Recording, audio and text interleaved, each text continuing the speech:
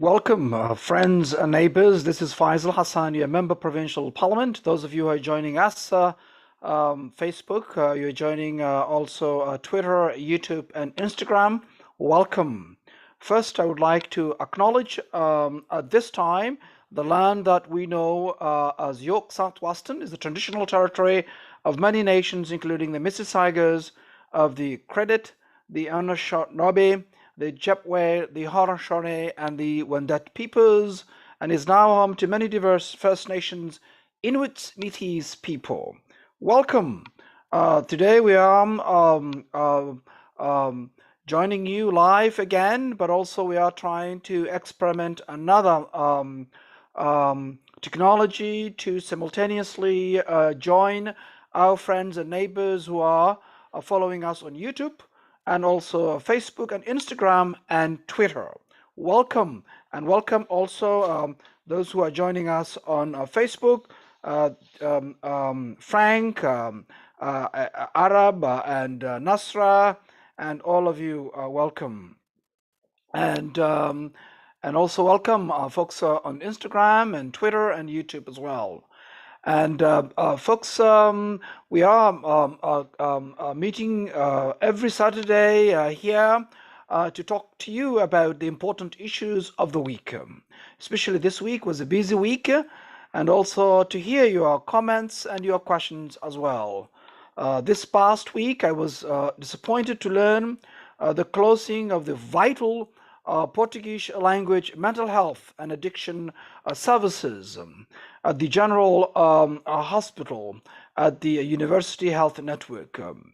This pandemic has taken a toll on so many folks in our community to strip the Portuguese community of this important support in the midst of all this struggle is cruel and unnecessary. I have written to the Minister of Health to encourage the government to reverse this decision. And folks, this program started 1999, and every year it was reported that it serves about 1,000 members of our community, and that is across the Ontario, and it's doing a very good job. It was supervised by a psychiatrist, and now when that psychiatrist retired, now they wanted it to shut it down. And that is wrong. We need to prepare and to not just wait only until a psychiatrist retires, but we have to make sure that the program is observed through Western Hospital. And if it is not able to host it, then we should be able to have another hospital in Toronto to carry on that responsibility to support the members of our community. And Brandon, welcome. Abukar, welcome. And thank you for joining me. And also those who are joining also Instagram and YouTube and Facebook, welcome. And you can also continue your discussions as well and your comments and questions. I'm also pleased to report that our efforts to include vital workers such as food bank volunteers, grocery store workers, and restaurant workers, and veterinarians, doctors, is now phase 2 vaccination plans have been successful, and that has been included. And that I want you to report that because many of you have written to me about especially our Western emergency food bank here, and also our North York Food Bank, and many veterinarians who live in our community and restaurant workers. And I'm happy to report this has been successful. These key groups will now be eligible for vaccinations of the important frontline staff, such as teachers and first responders, have been vaccinated. And that will be a phase 2. And this week also, folks, we have we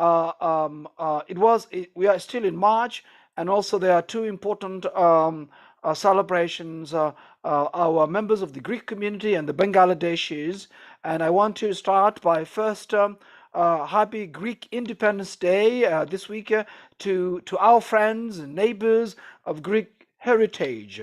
As a nation with rich history, I honor your contribution to the world, to our province, and to our community of York Southwestern. And that was also, March is also a Greek Heritage Month in Ontario. It was passed 2019.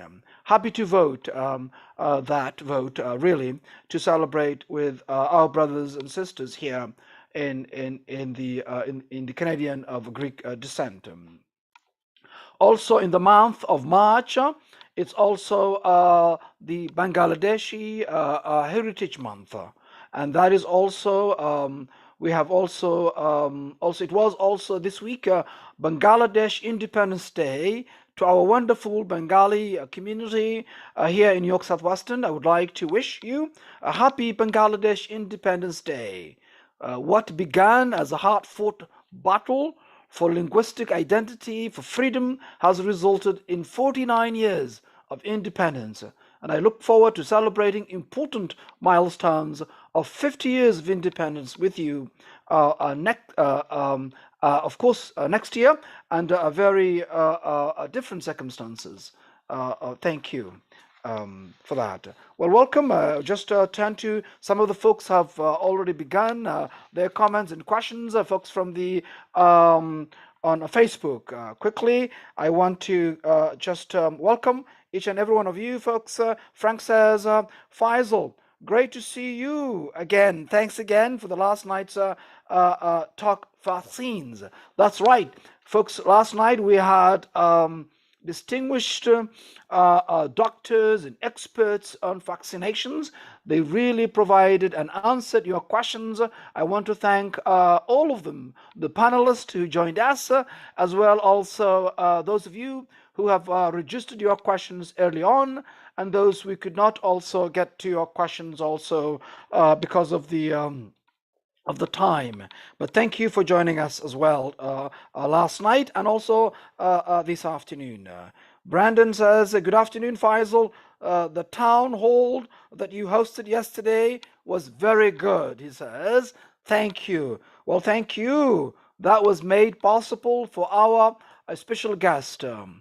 Folks who have really had intensive experience with doctors, with PhDs, with research experiences, and those are also really appreciate for them for taking the time to join us in our community here in York Southwestern and was available to you to answer your questions as well.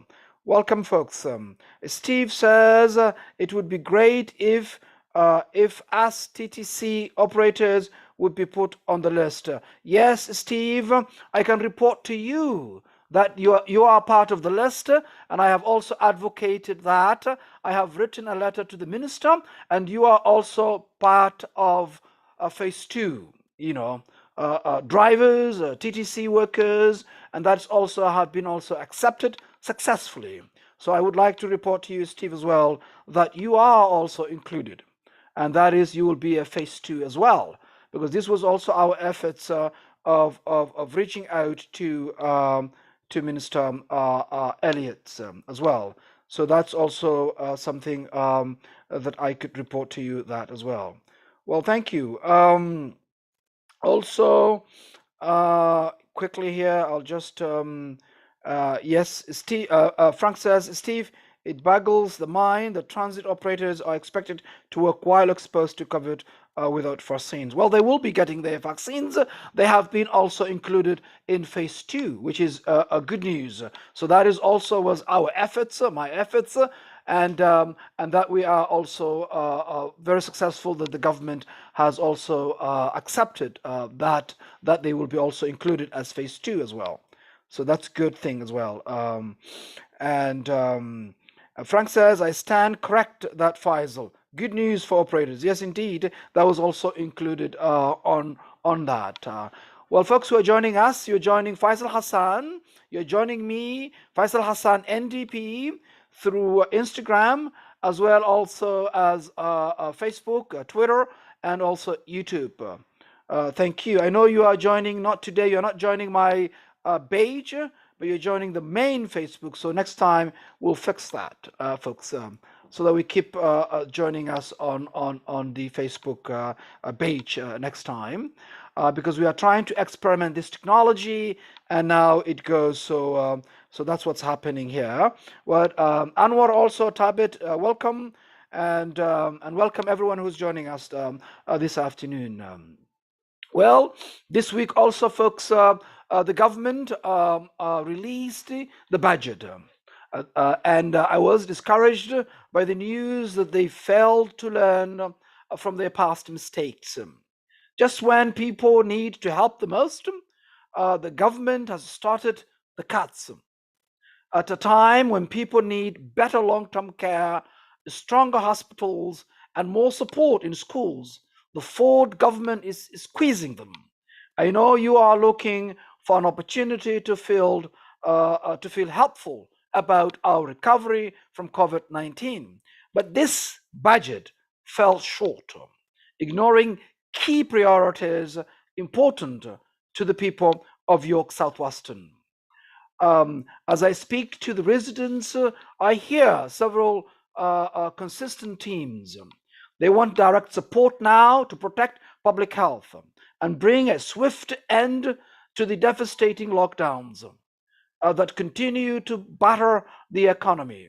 The government had an opportunity to invest in paid sick days, paid vaccination time, and a more robust vaccination rollout. Instead, chose to ignore the advice of organizations like the Ontario Health Coalition. And as you know, folks, we've talked about also in many occasions our bill, the bill that my colleague from Beggy Sattler from London West have brought in. If you're sick, stay home, paid sick days. And this budget doesn't include that. And that's a shame. They could have invested in our education system to protect student, education workers and staff, teachers, and charter a path back to normalcy. Instead, they chose to cut spending back to 2019 funding levels, when 10,000 teachers were fired across the province, asking long-term care residents to wait up to 5 years for the mandatory 4 hours of hands-on care that they deserve, was especially disappointing given everything families have been through this past year. And you know, my colleague Teresa Armstrong from London Fanshawe has put, a time to care. And the Time to Care Act, I was happy to support it and to vote for that. But now the government says they're going to support it, but they're going to support it 5 years from now. And that is unacceptable. So this is also a disappointment of many families, members of our community. Our community also was eager to see investments in important services such as childcare, social services, and more support for affordable housing. But these didn't materialize, friends. And community members struggling with recurring flooding wanted to see an acknowledgement that this government was serious about tackling climate change. But the government chose to ignore this crisis. It's quite clear that there is more advocacy required to deliver on the priorities of our community. I will return to Queen's Park next week, and I will be insisting that this government make changes to support everyday folks, including hiring 10,000 PSWs this year, and we needed it now, and ensuring they get the raise they deserve. Hiring more teachers and undoing the proposed education cuts, investing in hospitals and eliminate surgery backlogs, investing in jobs and small businesses, and ensuring a recovery that is fair and equitable. Now it is the time to invest in people and in a recovery that can give people hope and help for the future. And that it is what I'm committed to doing and fighting on behalf of the people of York Southwestern. And it was a disappointing budget, my friends and folks. The government says they will support 4 hours of care for daily care for our seniors, but they're saying they're going to implement it 5 years from now. That is unacceptable. Well, folks, welcome. Those who are joining us, welcome. And again, I will try my best to make sure that that I also include your comments and also to your also questions as well. And also, folks, that the government recently also announced that vaccines at hospitals and mass immunizations clinics will be decreased to the ages of 75 years of age and over. Also, starting the 29th, it will also start the ages of 70 and above. And also, folks aged on 60 and over are able to gain access to vaccinations throughout the pharmacy pilot program. And in here is also, folks, that the Toronto Star have reported the desert vaccinations or vaccine in our community. In our community, we only have 8 pharmacy locations. And communities such as ours, we don't even have a permanent vaccines location in our community. And I'm continuing to advocate for additional pharmacy locations after the government announced an underwhelming 8 locations in our community. I'm also continuing my efforts to acquire a mass vaccination location here in our community. I have written a letter to the Minister of Health to propose locations where that can happen. And we have also York Recreational Center at Eglinton and also in Black Creek. We also have 200 Church Street, where it was also the old hospital that also was also the vaccine location for our community, and it continues to be. So that's also a location where I think these two could start. Also, we welcome also the pop-ups that's happening some of our communities in faith groups and also in senior buildings. And we are happy to work closely with Humber River Hospital and also St. Joseph Hospital to make sure that our seniors in our community can also have access to vaccinations into their homes.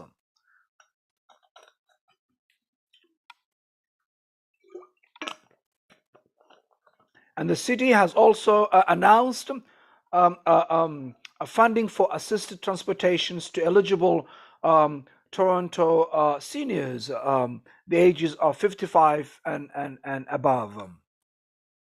Adults with disabilities and immune compromised individuals for vaccinations appointments.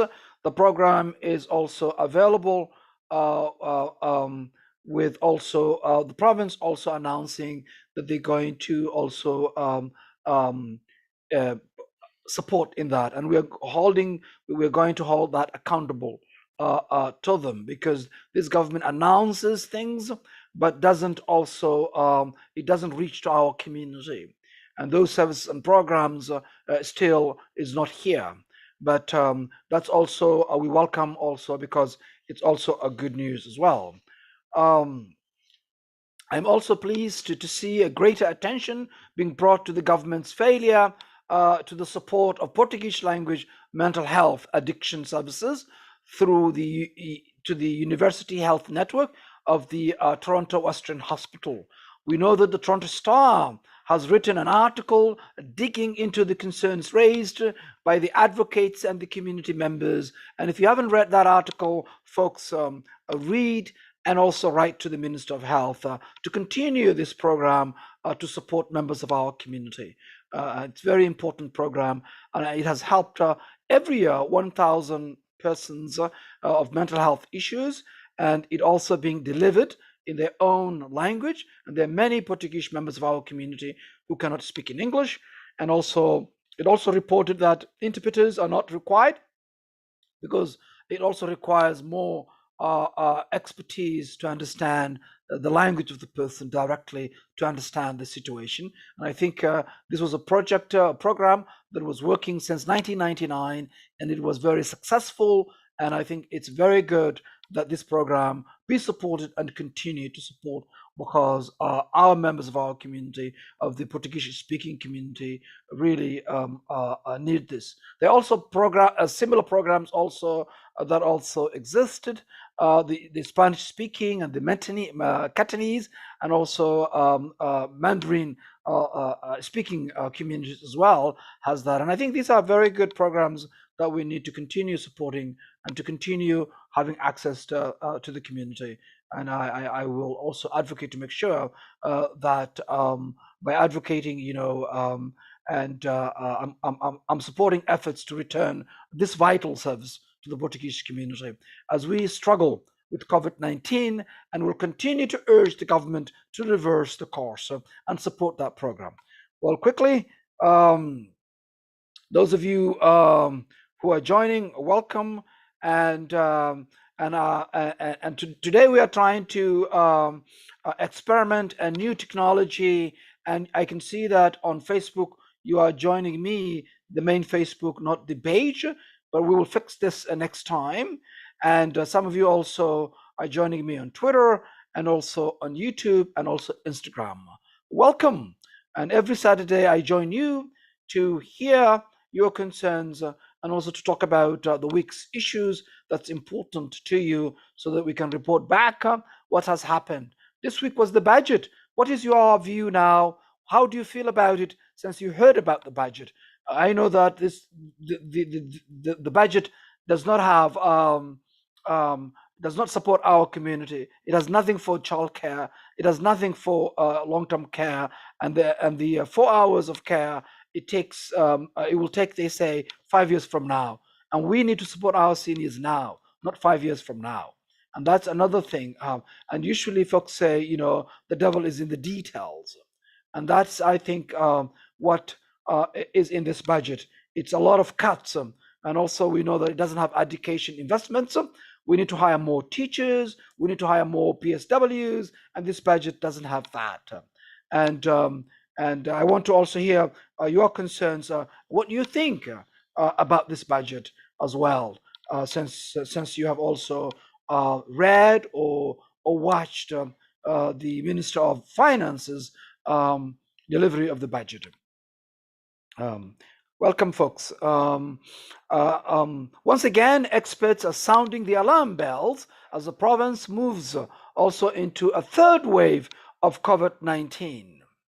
The truth is, the second wave never really ended, and instead, the Premier Ford has chosen to loosen restrictions while failing to make the investments necessary to stop COVID-19 from spreading out of control. We all want to prevent another lockdown, but with more contagious variants circulating in the community, there are no shortcuts, friends and neighbors. Unfortunately, we have been here before, And coming out of the first wave, what did Premier Ford do?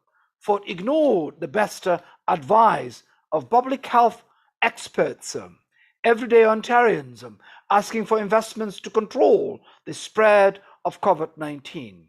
We asked for more funding in schools, to hire more teachers, to keep students and staff safe, and have more education workers.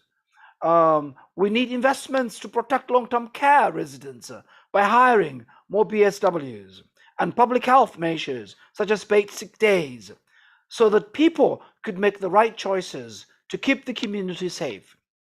At every turn, the government refused, and what resulted was longer, devastating lockdowns that persist to this day. And you know that, folks, they had a choice, this government, and they made the wrong one. And I want to also hear your input on this and your view and comments with regard to the budget. Quickly, Frank says Doug Ford using the pandemic as an excuse to fire more teachers. Pathetic. And this is also Frank. This is a cuts to education, and they haven't learned their lesson. You know, in Mike Harris' era, and also Ernie Eves, and also Kathleen Wynne and Dalton McGuinty. And through the implementing of e-learning, we'll talk about e-learning, Frank.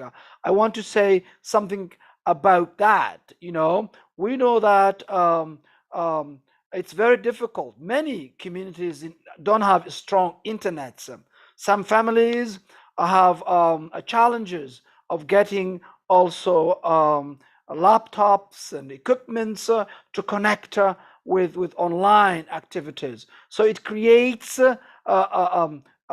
disparities and inequities in education. And I don't think this is a good idea. A lot of students also want to interact face to face, in person, with their teachers. You know, because of the so many cuts that has happened with Dalton McGuinty's time, and Ernie Eves, and Kathleen Wynne, and Dalton McGuinty, and Mike Harris.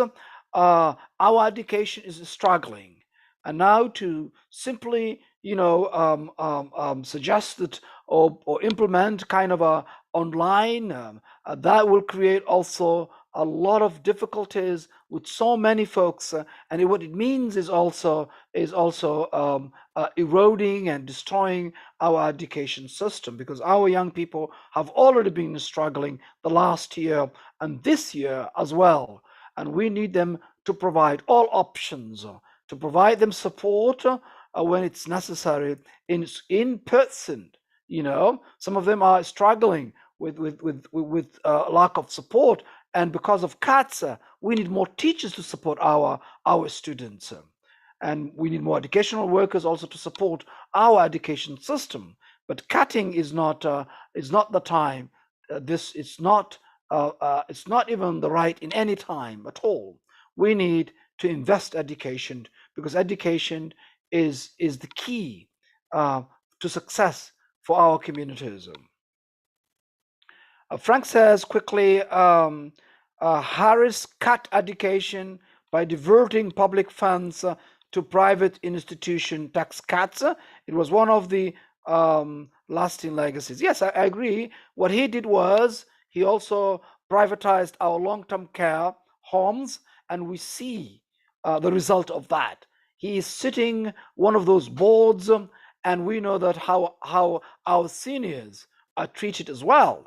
And it took the military to expose exactly what's happening. What we knew already, that that has been cut and have been privatized and put our seniors into a profit maximization. Folks, there's no money to make in the backs of our seniors, and NDP government will end to that, and also bring more non-profit to put every dollar investment to the care of our seniors. We'll implement quickly 4 hours of daily care for our seniors, and make sure our seniors are respected and they are also provided care and support. And I welcome you, those of you who are joining me live Instagram and YouTube, and also Twitter, and also Facebook. And thank you for joining me this afternoon.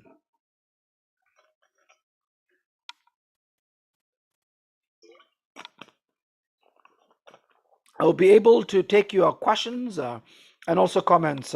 Welcome, Gwenda Lambert, and says we need to do more for our seniors. Is there a program to help get our seniors out to get vaccines sites? Is there a mobile unit? Very good question. There are some mobile programs that have come to our community, and it is only the efforts now with the Humber River Hospital that are working with the Toronto Public Health that have done some faith groups already, Gwenda, and they have done a couple of them. Some of them are happening also Monday and Tuesday. They are going to these seniors' homes, and they have a specific criteria. If they are over the ages of 75, and they are able to do that, and soon they'll be able to go, folks from 70 and so forth. And if you email me, fhassan hyphen co@ndp.on.ca, I will be able to connect you to them. But also, if you are also living houses, there are a lot of seniors who are living independently, not senior homes, and that's where the challenge is. And now we want those seniors also be provided directly to their homes. That is not happening at the moment. But what they're saying now is there will be also those who are disabled, those who are having other immune issues, and health issues. They might be able to actually take them to the locations where there is a mass vaccination locations. But unfortunately, in our community, we do not have a single location yet. And that's also the case at the moment. And I'm advocating and fighting to at least have a permanent location where our folks could actually walk, or would be easier for them to go in our community. But all of those locations are far away from the community.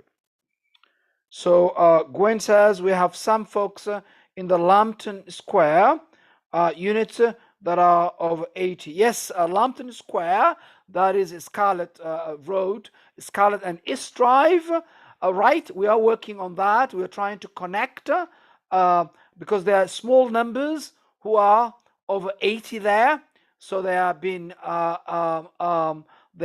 are not a priority, they say, because the number of over 80 years of age is small, few, but I think there are more over 70, and in that category we'll be able to convince them to go and do that there. I think it's one of our priorities. Those 4 buildings, I've also been advocating, Gwenda, to actually go there. But because of their current requirements, they're saying there are very few of them over 80. So they have at least certain percentages they are looking for. Some of them they're looking for 75%, 79% of seniors who are over 80. That was one of their mobile requirements.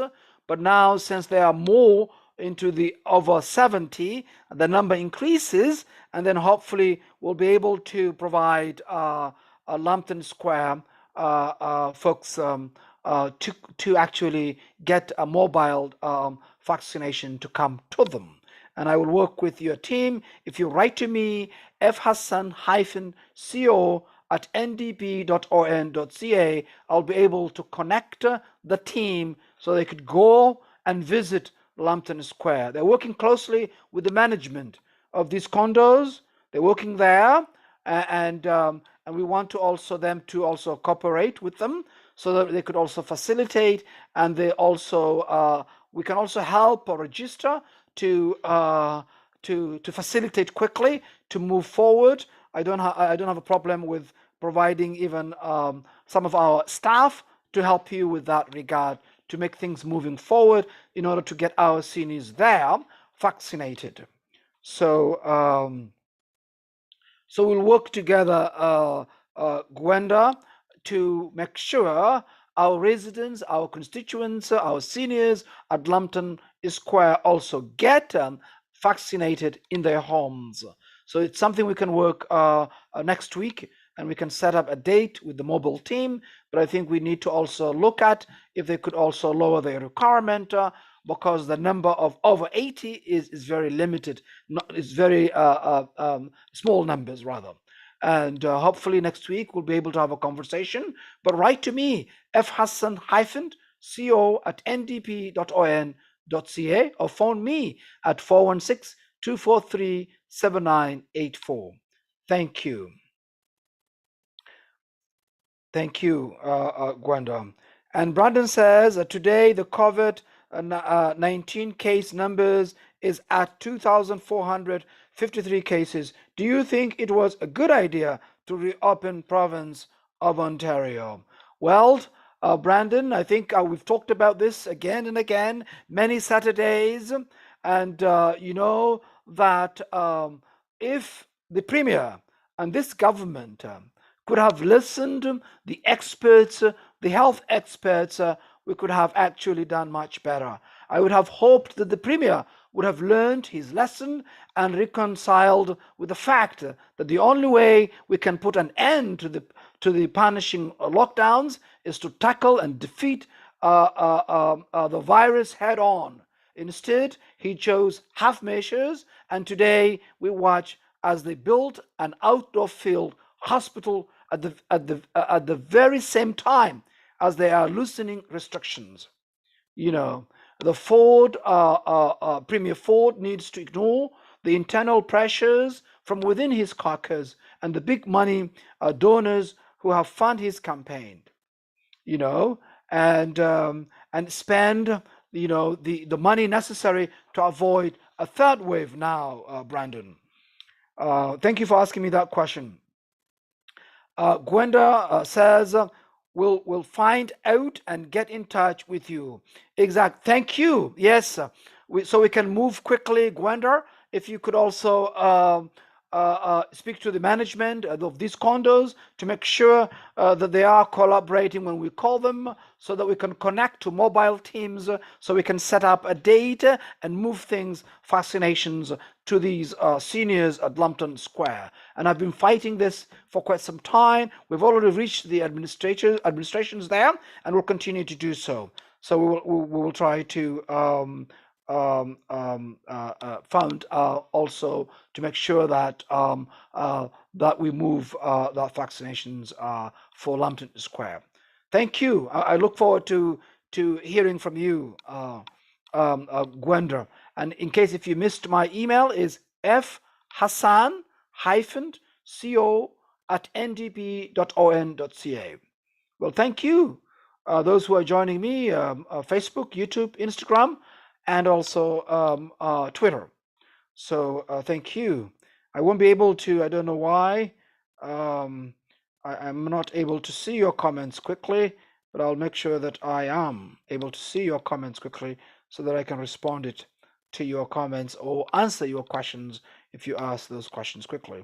So let me go back quickly here and see your questions quickly. Just give me a minute. Yes. Well, thank you.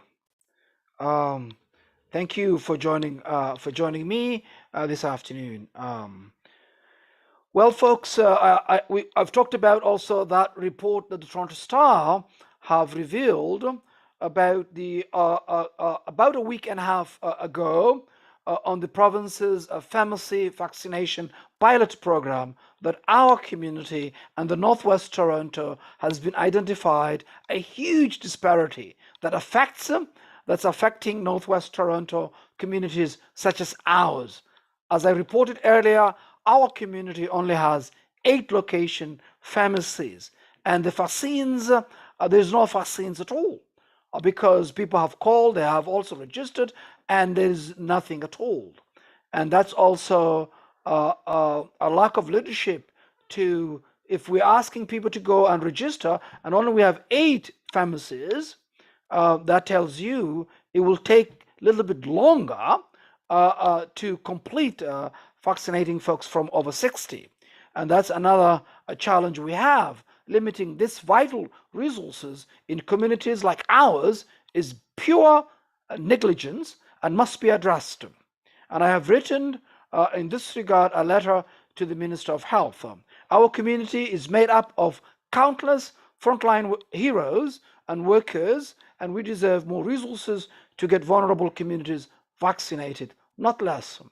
And that's important that we also address it immediately. It's very important. I will also continue to ensure these disparities and inequities in our system are addressed, and that our community gets support that it needs. and I have been fighting for this. I'll share with you a story about earlier on when when this started, the pandemic lockdown and the state of emergency declared in March last year, 13. It took our community until September 28 to have a permanent testing location. Now, talk about that. You know, talk about April, May, June, July, August, September 28th. That is 6 months. Our community were asked to go elsewhere to do testings.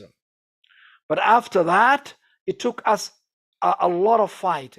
And it looks this government hasn't learned anything yet, because to this day, we do not have a permanent vaccination location in our community. And that is also what I was worried about. Now we do have a little bit of a mobile testing that the Humber River Hospital and the Toronto Public Health has engaged, and we welcome that. We want our seniors have many options, but also we want other populations of our community to also have a permanent location in our community. In my letter, I have suggested some ideas of where those locations could be considered. And one of them is also the 200 Church Street, which is also close to the northern part of the riding, and also York Recreational Center, which is also somewhere in the middle of the riding. Folks can come both locations, and also other pop-ups and other locations can also give us an opportunity to vaccinate our members of our community quickly. And that's also what I'm talking about, is the disparities and inequities that exist. The decision makers are having this kind of neglecting our community, not thinking about when they're making decisions. For example, they also have this pharmacy pilot program, and they only give us 8 pharmacies. And you know, we have so many pharmacies here in our community. So in other communities in the Northwest, some of them have 38, 39, some have more, hundreds of them. But our community is only 8 pharmacies. And that tells you, you know, what the Toronto Star has reported is real, you know, and we need that to be addressed. The decision makers of the Toronto Public Health, the Ontario Public Health, and also the Minister of Health, and also the staff there too, to also not just neglect our community and not include those decisions and those distributions of resources. Is very important that my community is not being treated this way anymore. We want that to be changed, and I am happy to work with them. And I've also reached out to the Minister of Health. I have written to her. She has been also, in some cases, very constructive of including folks, TTC workers, transit workers, grocery workers, restaurant workers, food bank volunteers and staff, veterinarians, and so on. And these are also our efforts to raise those concerns that now they've been included in phase 2. That's why we are propositioning where they are working with us, we will say so. But areas that they are not, and this is a bigger issues, is where they are, we want them to invest education. We want to invest long-term care and our health care, and also, you know, to invest childcare, to invest also a permanent vaccination location in our community. We want also more seniors who are unable to travel distances of far locations to get vaccines to be brought closer to their community, into their homes. And mobile vaccination can do that. They've already been done, some members of our community, and we are very pleased that has been done in members of our community, especially seniors. And we want that to reach every congregated more senior buildings, whether it's a condo or whether it is seniors living independently as well. and that's we want also that to be also included. Folks that are joining us today, we are using a different system where we are trying for the first time to stream live our program every Saturday, Twitter, Instagram, and also Facebook and YouTube. Because of that, I think you are joining us the main Facebook, but also I wanted you to join my page, Faisal Hassan NDP. But I think that is we are going to fix that next time, and hopefully make sure that we fix it, and to select which Facebook we can do that. But thank you for joining us, and I will turn to your comments and also to your points here as well, and to read quickly. Um, um, Naima says, "Happy Saturday, everyone." Well, thank you, Naima, for joining, and thank you for those of you who are joining us. I'll just see if there's any comments the other forum to just see if I could quickly get your comments quickly, folks that are joining here on other platforms quickly, and see that if we can also see if you have any comments there. Um, well, there's no comments there, so I will just continue reading your comments here quickly, and turn here to quickly. Just give me a minute here. Yes, very good. Well, welcome, folks. If you're joining me live, Twitter and YouTube and Instagram and Facebook, welcome. Today, for the first time, we are carrying simultaneously all these platforms, so you can hear so that I can hear your concerns, and also to talk to you about the week's issues.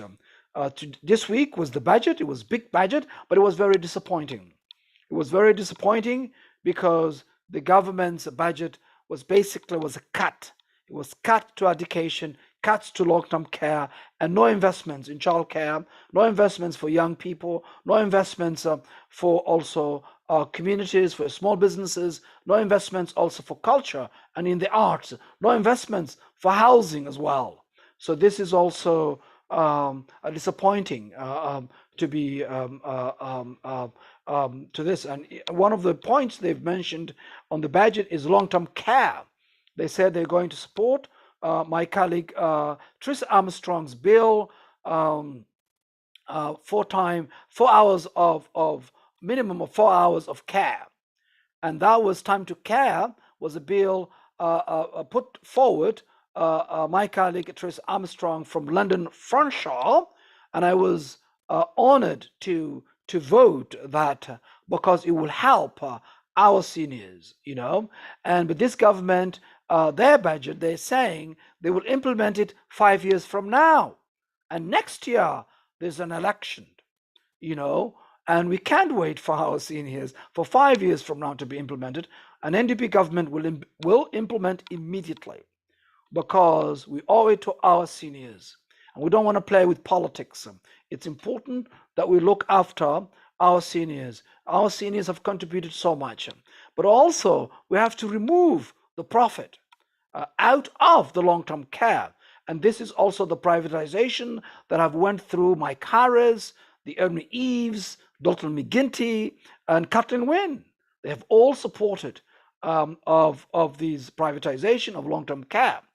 And we have seen also what the military have revealed. We knew exactly what was happening there, but it took this government to realize the report of the military to see what was happening. And when we asked to look into it, to look into an independent inquiry, to look into it, they say, no, we don't want to get the bottom of this.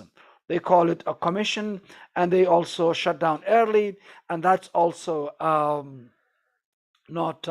it's not right.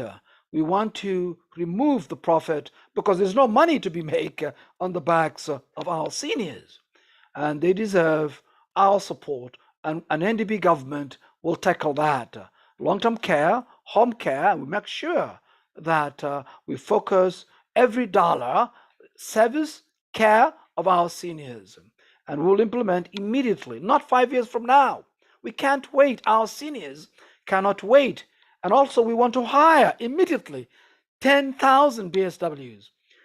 And also, we want to raise their salary because, they are frontline workers. They have been doing a fantastic job, and we want to encourage that profession to continue to look after our seniors. And that's our priority, and NDP government's priority. But this government budget says they will implement 4 hours of care, not today, not tomorrow, but 5 years from now. That's a long time. Five years from now, and we're going to go an election next year, but that is not a leadership that this province wants. We want to invest long-term care. We want to support BSWs. We want to support our healthcare. We need to support our education. And also childcare is also neglected. And also we know that also this pandemic hits harder a woman. And we need also to not just rhetoric to say, we are investing, supporting women, but this government, they don't. And we need a she recovery. But they are not supporting paid sick days. And we know that paid sick days helps workers, who are majority of them are women, because 60% of workers do not have paid sick days. And it is important, so important, that if this government is recognizing what they call C-session, if that's what they are calling, we call it she recovery is required, but then implement immediately paid sick days.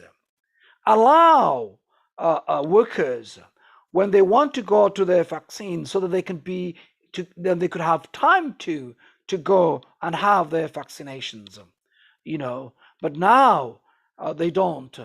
And that's also a challenge for them. And we need to invest workers, to invest communities, and this budget does nothing to invest.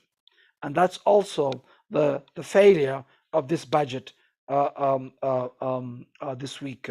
And if you have any comments, please let me know, and what you think of the budget, so that we could also include your comments here. Okay, let me just go quickly and see your comments quickly.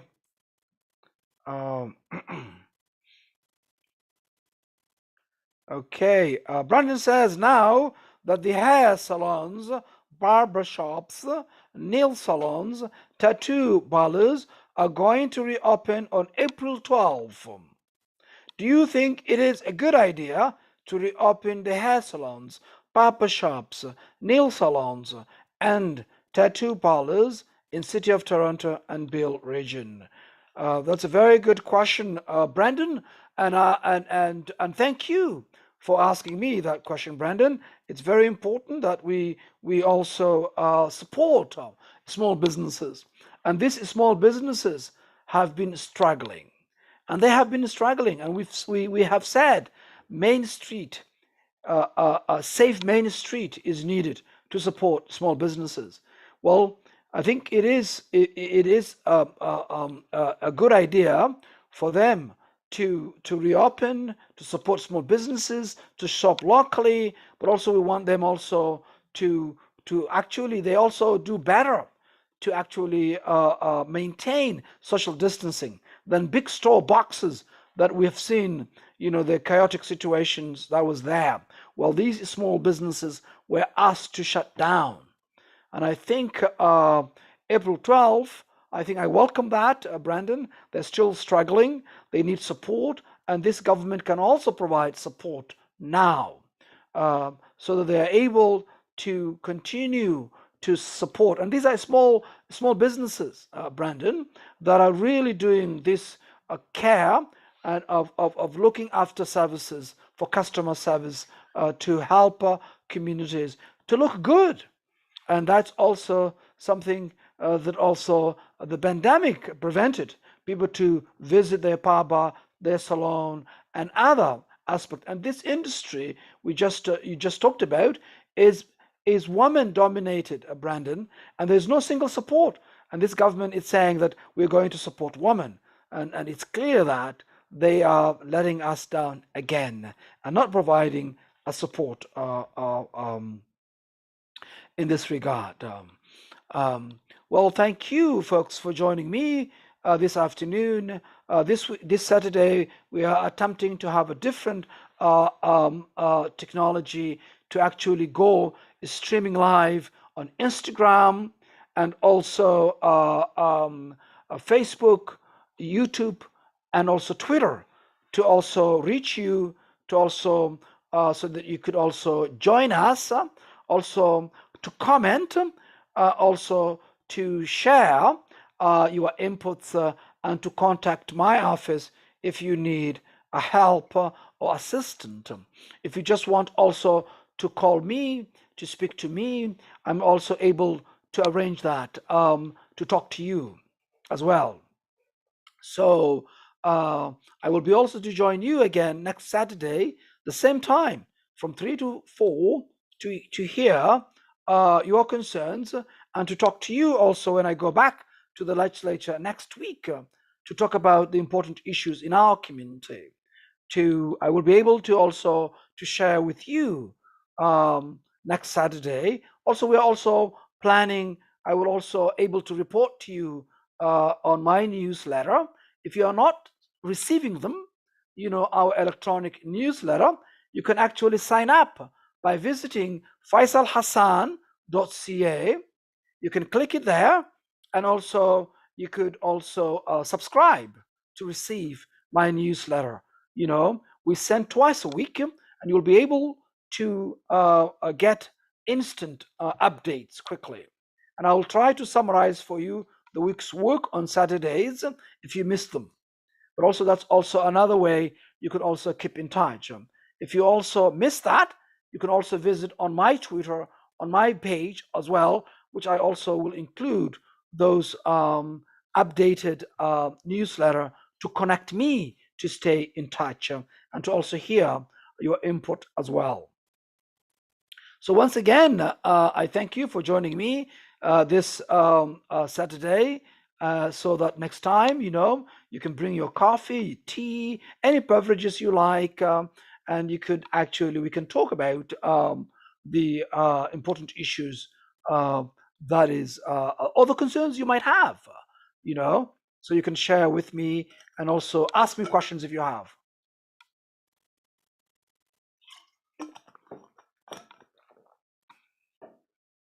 And those of you who are joining me also Instagram, also welcome.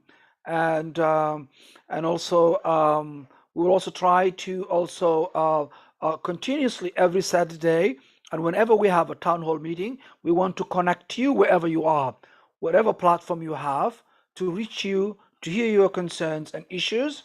We will reach you Instagram, Twitter, Facebook, and YouTube, so that we can keep. You can also like, our page. You can also follow me, and also you can also subscribe our YouTube. You can also follow us on Instagram, and also you can follow me also Twitter, and my handle is Faisal Hassan NDP. Faisal Hassan NDP. So basically, we are coming quickly the end of my time. I have 2 minutes left, but I will take that minute to basically hear if you have any question to ask me quickly, or any comments you might have, so that I could share with the rest of the people that are not able to join us now. Quickly, yes. So if not, then I would simply thank you for joining me, and hopefully you will also able to join me next week, the same time, from 3 to 4. And we're also trying to also coordinate a town hall meeting to speak about the Portuguese mental health clinic, so that we can also hear those it's impacting it in our community, so that we can also bring the challenges that the community has about this issue. I'll try to co-host my other colleagues so that we can also bring a united front to talk about this issue that is also very urgent of members of our community, of the Portuguese speaking community. And I said that earlier, the Portuguese mental health clinic was also helping the community. And we will want to also the government to reverse this decision as well. Again, my friends, thank you very much for joining me this afternoon. It was a pleasure to join you. It was also a pleasure to connect you, YouTube, Twitter, Facebook, and also Instagram. Until then, folks, thank you for joining me. Good afternoon, and have a wonderful afternoon. Make sure you wash your hands. Make sure you use your mask. Make sure you are also practicing social distancing. Take care until then. Talk to you later. Before maybe next Saturday, if we finalize our town hall meeting on the Portuguese speaking mental health, I will be able to share with you. Before then, I will be able then to join you next Saturday from 3 to 4. Well, thank you and have a wonderful afternoon.